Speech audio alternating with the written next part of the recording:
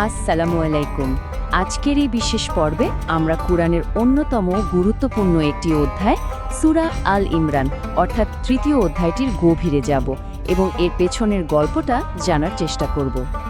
তো প্রথমেই একটা প্রশ্ন দিয়ে শুরু করা যাক, তাই না? এই যে সূরাটার নাম আল ইমরান বা ইমরানের পরিবার, এটা কেন? আসলে যে কোনো কিছুর নামের মধ্যেই কিন্তু তার পরিচয়ের একটা বড় সূত্র লুকিয়ে থাকে।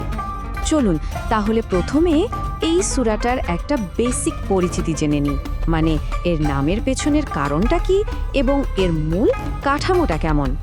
এখানে দেখুন কিছু কোর ইনফরমেশন দেওয়া আছে, যেমন এটি একটি মাদানী সূরা, মানে মদিনায় অবতীর্ণ হয়েছে। কোরআনের তৃতীয় অধ্যায় আর এতে আয়াত সংখ্যা হলো 200। তার মানে বুঝতেই পারছেন এটা কোরআনের অন্যতম দীর্ঘ একটি সূরা। এর ঠিক আগেই আছে সূরা আল বাকারা আর পরেই সূরা আন-নিসা। এই যে আল ইমরান নাম, এটা এসেছে মূলত ইমরানের পরিবার থেকে। ইমরান ছিলেন ঈসা আলাইসাল্লামের নানা। এই সূরার ৩৩ থেকে ৩৫ নম্বর আয়াতে নবীদের বংশধারা নিয়ে কথা বলা হয়েছে, আর সেখানেই এই পরিবারের উল্লেখ আছে। এর মাধ্যমে আসলে এই অধ্যায়ের বার্তাটাকে আগের ঐশী গ্রন্থগুলোর সাথে একটা সংযোগ দেয়া হয়েছে। আচ্ছা, এবার চলেন একটু ইতিহাসের দিকে তাকাই, কারণ এই সূরাটা ঠিকমতো বুঝতে হলে আমাদের একটু টাইম ট্রাভেল করে সেই সময়ে ফিরে যেতে হবে যখন এটা নাজিল হচ্ছিল। তখনকার পরিস্থিতিটা ছিল খুবই উত্তাল। সবচেয়ে ইন্টারেস্টিং ব্যাপার হলো এই বিশাল সূরাটা কিন্তু একবারে নাজিল হয়নি। এটা 4টা আলাদা আলাদা অংশে বিভিন্ন ঘটনার পরিপ্রেক্ষিতে নাজিল হয়েছে।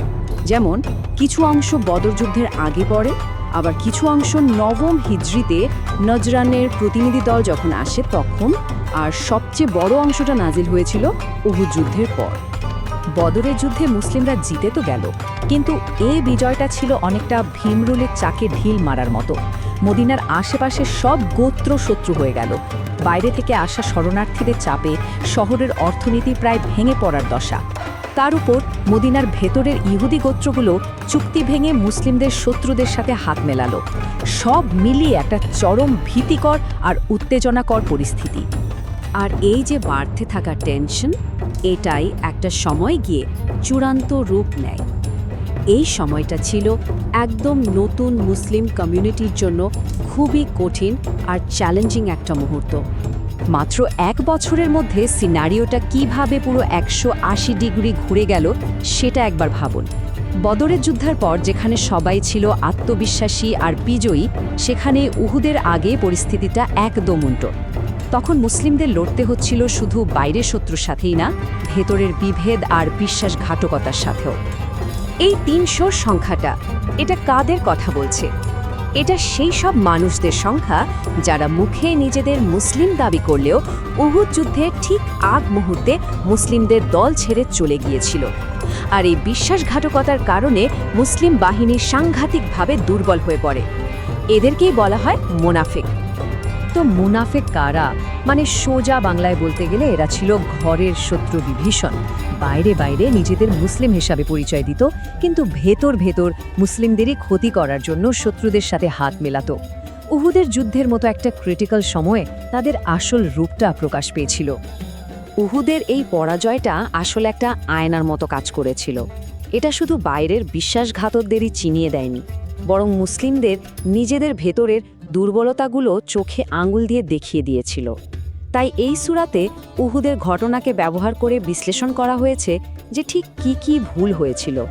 তো এই যে এত বড় বড় ঘটনা ঘটছিল, এর প্রেক্ষিতে যখন কোরআনের আয়াত নাজিল হলো, তখন সেখানে মূলত দুটো নির্দিষ্ট গ্রুপকে সম্বোধন করা হয়েছিল। এই দুটি গ্রুপ কারা?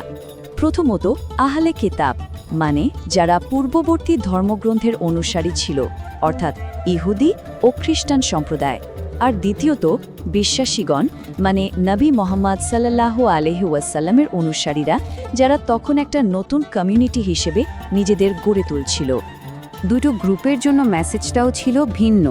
আহলে কিতাবদেরকে বলা হচ্ছিল যে সব নবীর মূল বিশ্বাস তো একই ছিল, চলেন সেই অভিন্ন পথে ফিরে আসি। আর অন্যদিকে বিশ্বাসীদেরকে দেয়া হচ্ছিল একটা কমপ্লিট গাইডলাইন, নেতা হিসাবে তাদের কি করতে হবে, কি বিপদ আসতে পারে, আর শত্রুদের সাথে কিভাবে চলতে হবে। এত কিছু জানার পর এখন মূল প্রশ্ন হলো এই যে এত ঐতিহাসিক ঘটনা, এত আলোচনা, এর থেকে আমাদের জন্য আসল শিক্ষা বা টেক অ্যাওয়েটা কি? দেখুন, সূরা আল ইমরানকে উহুদ যুদ্ধের ওপর একটা ঐশিক ভাষ্য বা ডিভাইন কমেন্ট্রি বলা যেতে পারে। এটা কোনো সাধারণ মিলিটারি অ্যানালাইসিস নয় যে কেন যুদ্ধ হারতে হলো, বরং এর ফোকাস ছিল নৈতিক এবং আধ্যাত্মিক শিক্ষার ওপর, কিভাবে কঠিন সময়েও বিশ্বাসকে শক্ত রাখা যায় এবং ভুল থেকে শেখা যায়। আরেকটা গুরুত্বপূর্ণ ব্যাপার হলো এই সূরাটা কিন্তু একদম আলাদা কিছু নয়।